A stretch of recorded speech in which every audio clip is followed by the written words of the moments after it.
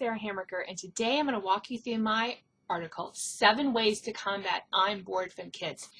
Is there anything more annoying to parents than hearing, I'm bored, from your children? Or they may say, there's nothing to do, in that whiny tone of voice that makes us want to, I don't know, run off to an island by ourselves and not hear that. I always want to put my hands over my ears when my kids go, I'm bored, I have nothing to do. Drove me crazy. So my four children quickly learned better than to say they had nothing to do, because I had a secret weapon. I would find a chore for them to do, a chore they didn't want to do. So they rarely said, I'm bored in my house. But I also wanted them to realize that being bored wasn't the end of the world. Being bored means that they find it's like they're in a state of being weary and restless through lack of interest. I love that definition because it really shows you when your kid is bored, they're kind of wandering around. They're usually picking up this and picking up that, and they can't settle themselves. They're restless, and they want to be distracted, and that's when they say they're bored.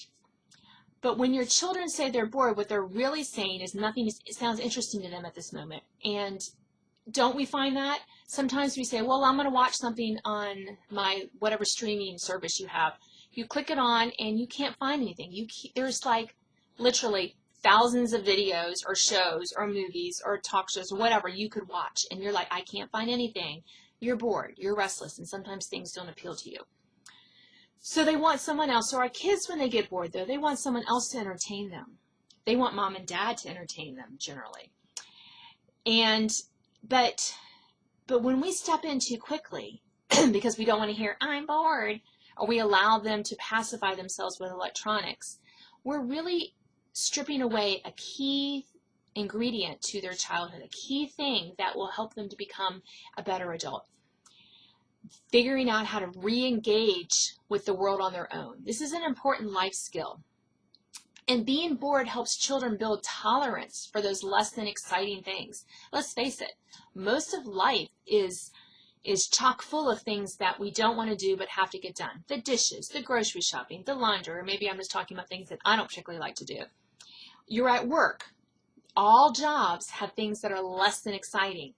You know, I really hated running the little vacuum cleaner at my waitress job when I did retail.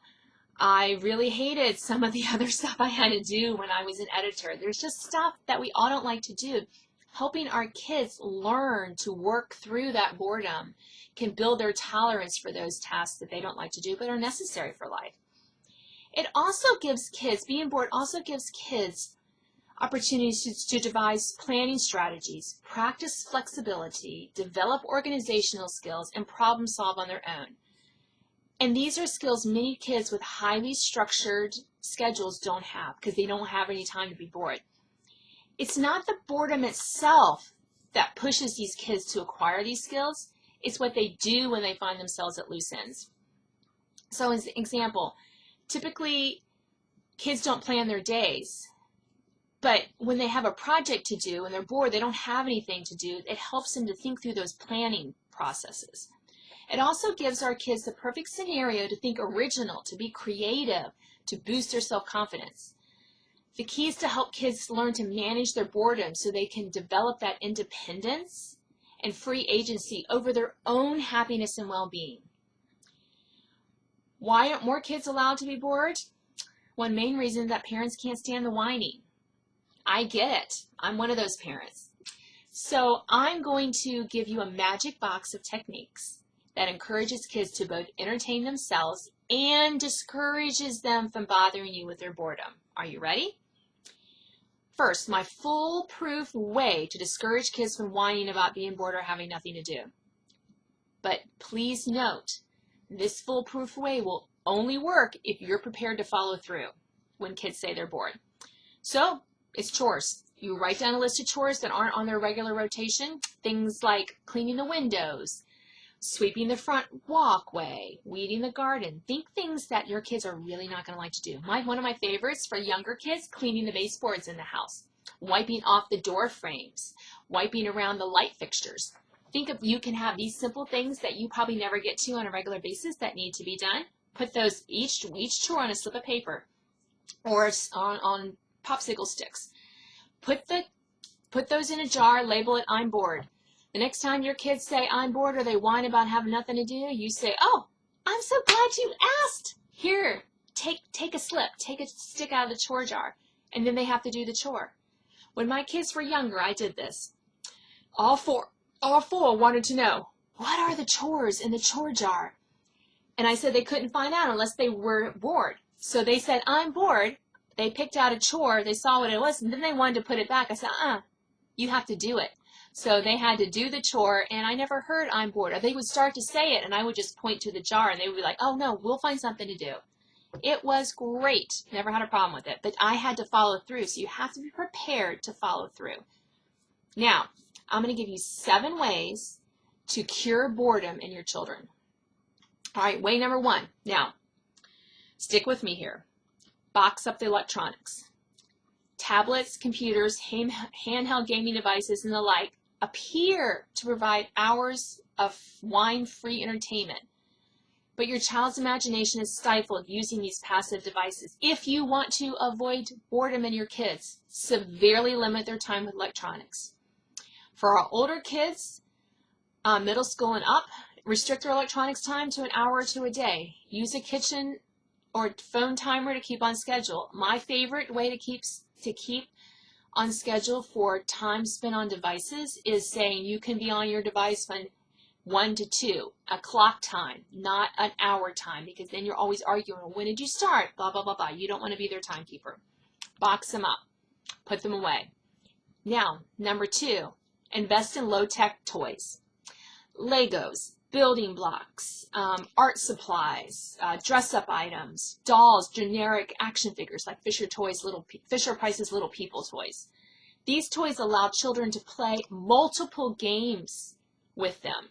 And it can accommodate one child, it can accommodate many children at the same time. You want them to be able to play in a pretend kitchen and things like that. Gets their imagination juices going. Number 3, bring on the music. Have a selection of musical instruments in your home. These don't have to be real instruments. You can do the shakers, drums, harmonicas, triangles, xylophones, other simple instruments can provide kids with hours of enjoyment. Also, consider a portable CD player and a selection of age-appropriate music and audio CDs. My kids love listening to audio CDs and music CDs when they were a kid. Our previous autistic preschool foster daughter loved listening to audio music. She would spend hours listening to it. It was great. So think about investing in that and allowing them to have that. Set up an art studio, number 4.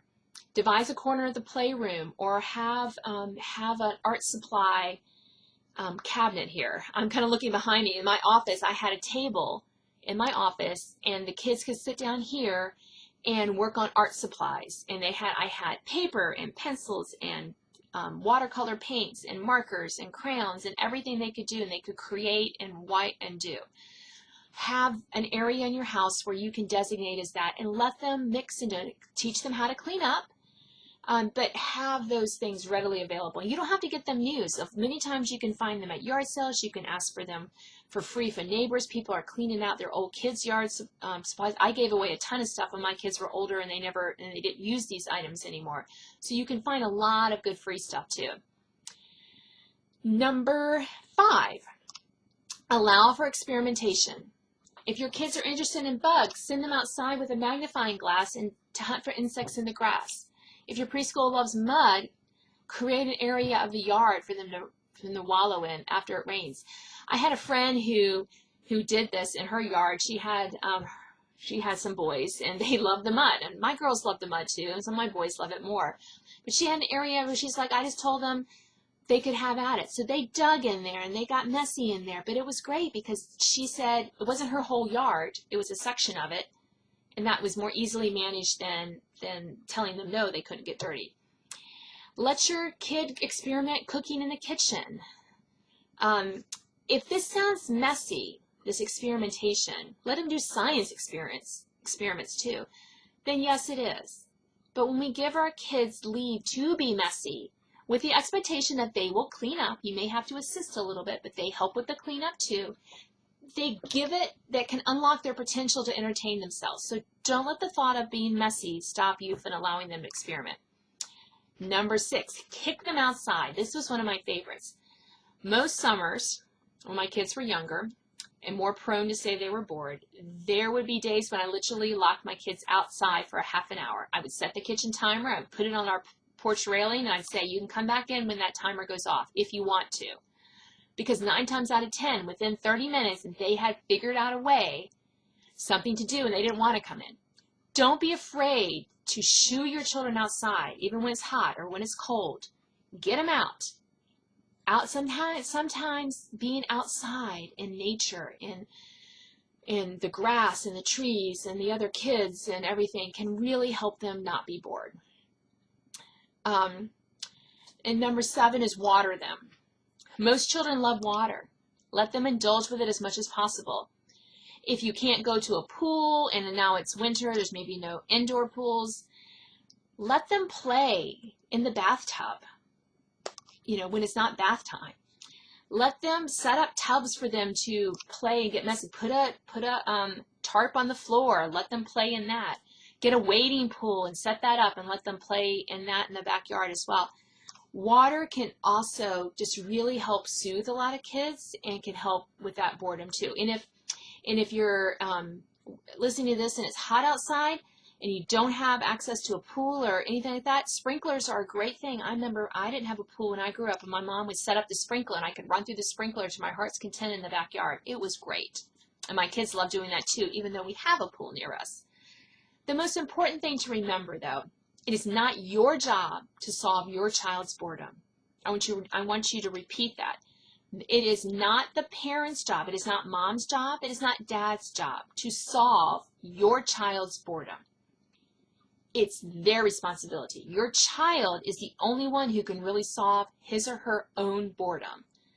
So once you understand that, it becomes easier to direct them to either these ideas that I've given here or the chore jar. Now, if you want a bunch more ideas, my book, Boredom Busters, which is good for 99 cents on Amazon, the ebook version, you can download it and find dozens and dozens of ways, specific ways your kids can combat being bored. But remember, one of the best gifts we can give our children is to help them learn how to solve being bored by themselves.